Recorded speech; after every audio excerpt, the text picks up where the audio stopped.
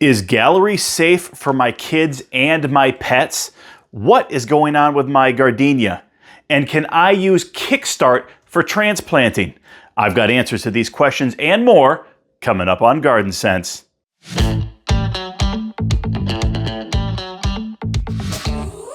Hey everybody, I'm Tim Ward and welcome back to Garden Sense.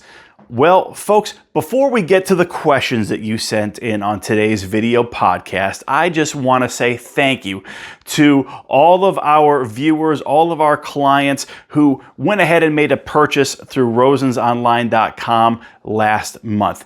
March was a historic month for us as we had the highest amount of grossing sales that we've ever had at rosensonline.com, and we have you to thank. Guys, we always appreciate when you send us your questions, but obviously in order for us to put on this, we need to be selling the product that we talk about. And you guys are always great at answering questions, and you're even better at following our advice. So thank you for everyone who made an order last month in March, and we hope to have another great month here in April, as obviously the questions have really been flowing in from you guys, and we really appreciate it. Now, for the real reason you're here, folks, you had questions. We selected 5 for today's video podcast, and now we have the answers. So buckle up, everybody. Let's jump right in. The first question is from John. Tim, I have a question about Turf Trust brand broadleaf weed control with Gallery and any special requirements for dogs/children after applying it to the lawn. The bag does not mention anything, but other similar products recommend avoiding the area for several days. Are there any special requirements after applying it to the lawn and watering it into the grass? So when it comes to Gallery and as well as Dimension, we always recommend that folks try to stay off of the grass for 24 hours after they've watered it in. Now, I understand that in some cases that's just not feasible. Your dog has to go outside and do its business. You have to walk across the lawn for some reason. So if you're going to go out on the lawn within that 24-hour period, or your dog has to go out onto the grass within that 24-hour period, all we recommend you do is that you wipe off your feet really well, or make sure that you wipe your dog's paws off. Now, again, Gallery and Dimension are designed to break down and create a chemical barrier on the soil surface. So that chemical is going to be there for a long time. So as long as it's not consumed and ingested by your dog or by children or anything like that, there's really no risk at all. However, we always tell people to wipe their dog's paws, wipe their cat's paws, wipe their own feet before walking in the house, simply so that those granules don't get tracked all over the house. You don't want that on your floors, and you certainly don't want it on your couch or on your chair if you have a dog that likes to jump up and hop up on your furniture. So again, I have children, I have a dog, I have no issues with them playing outside in the area after that 24-hour period has, kind of come and gone. And again, if they have to go on that grass during that 24-hour period, we just make sure they wipe their feet really well. The next question is from Rob. Tim, I've been battling a grass that tends to take over part of my yard every year. I've gotten down on my hands and knees and pulled it up and reseeded, but it always comes back over the summer. I've tried tenacity, but that hasn't worked. How can I get rid of it once and for all? Thanks for sending in a picture. This really helps. This is actually Bermuda grass, and everything that you're describing explains why Bermuda grass is so darn frustrating. Now, as far as killing it, tenacity is not going to do anything, because you have to understand that Bermuda grass is considered an ornamental turf. And so there aren't a lot of selective herbicides out there that will kill it, because again, selective herbicides are designed usually to keep most of your ornamental turfs safe while killing broadleaf weeds, grassy weeds, things like that. Now, there are a couple of products out there that we would recommend. I would first start with putting down Turf Lawn Ester. Turf Lawn Ester will actually help kill most of and suppress most of the Bermuda grass. But I'm going to be perfectly honest with you. You're going to have to put down multiple applications over the course of the year. Now, It was important that you sent in a picture, not only for identifying what it was, but so that you understand right now that Bermuda grass is dormant. And you do not want to put down turf lawn ester now because it's not going to do anything. What we need to do is actually get down turf lawn ester once those areas start to green up. Now, I've noticed that there's a lot of bare spots in the picture that you sent as well. And frankly, that's one of the biggest reasons the Bermuda grass has taken over. It thrives in areas where a grass like a tall fescue that is typically kind of thick is not present. And the reason for that is because it then is allowed to spread very, very quickly. And frankly, the thicker the grass, the harder it is for Bermuda grass to spread. So once it starts to green up, I would actually use turf lawn ester and I would put it down a couple of times. Just read the label in terms of what the maximum application dosage is, but also the frequency. The other thing that I would do is I would overseed that entire area with Bermuda Turf Saver RTF. And maybe that's the seed that you've already used.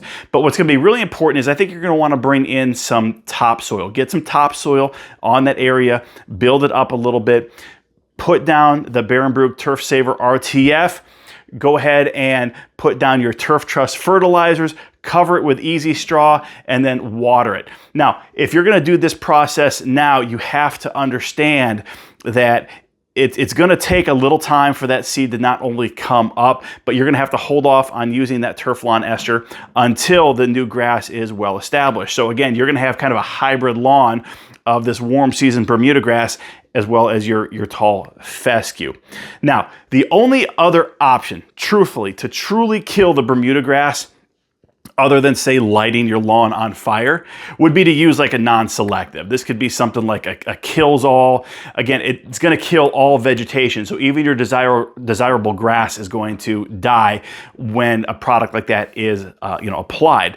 Then what you can do is once everything's dead, you can kind of do your best to dig it up, scrape your lawn, put down some new soil, and then go ahead and start that overseeding process again, which again, you're going to put down the seed, you're going to put down Turf Trust fertilizers, you're going to cover with easy straw, and then you're going to have to water it. And again, you're going to have to water your lawn regardless of which option you take every day for 2 or 3 weeks to make sure that that new grass gets established. So I'm sorry I don't have better advice for you, but again, Bermuda grass is tough. And even when you put down a good application, it'll start to turn white, it'll start to die back. You're going to have to follow it up with multiple applications.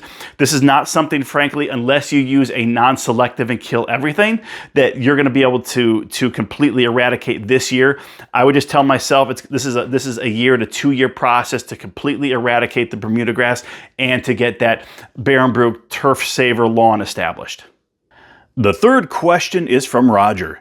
Tim, can Kickstart be used on grapevines, transplanted trees, transplanted bushes/shrubs?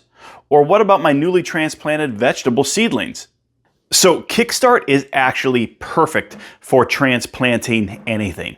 Anytime you transplant something, again, whether it's a tree, a bush, you can obviously use it on your grapevines, but specifically when we're talking about transplanting, you're putting in that plant in a new area, and the most critical thing that you can do is eliminate as much stress for that plant as possible and allow its root system to take. And if the root system takes, then that plant is usually going to not only survive, but thrive, assuming you're putting it in the best environment possible.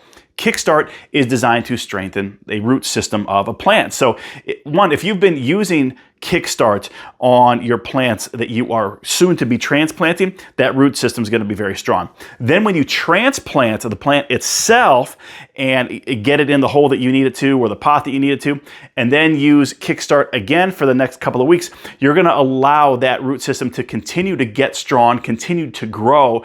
It's going to take to the new environment much better than it would without Kickstart, and the plant's going to stay healthy.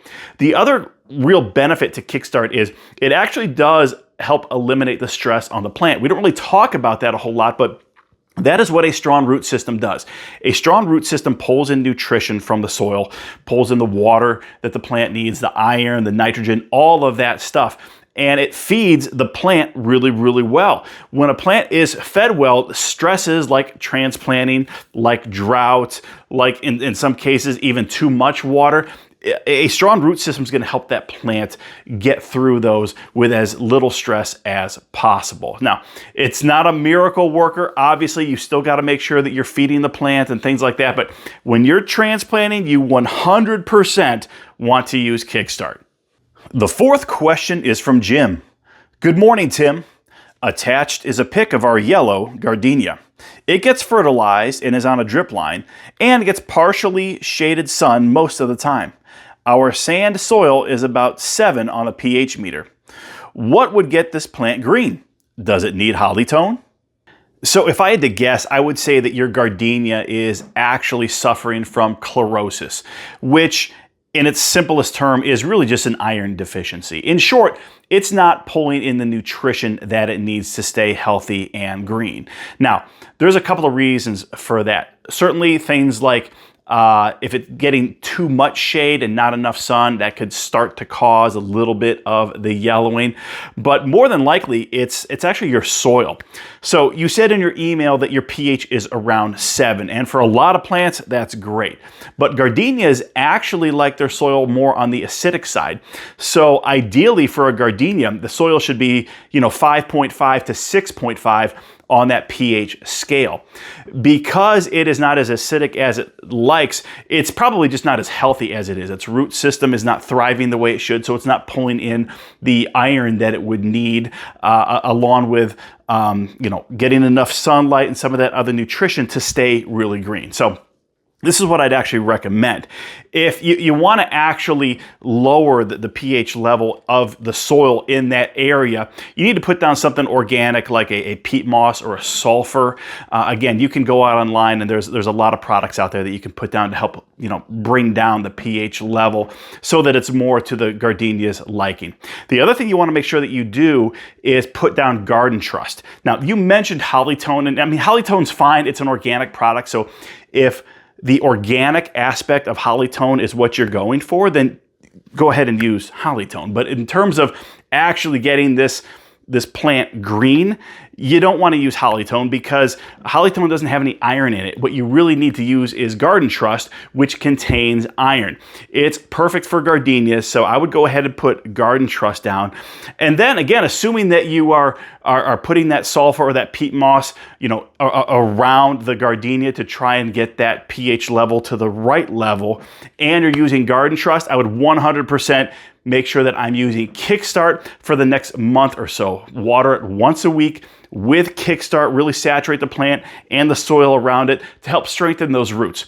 Once the roots are strong, it's going to start pulling in all that nutrition that we just talked about, and that plant should really start to green up in the next 3 to 4 weeks.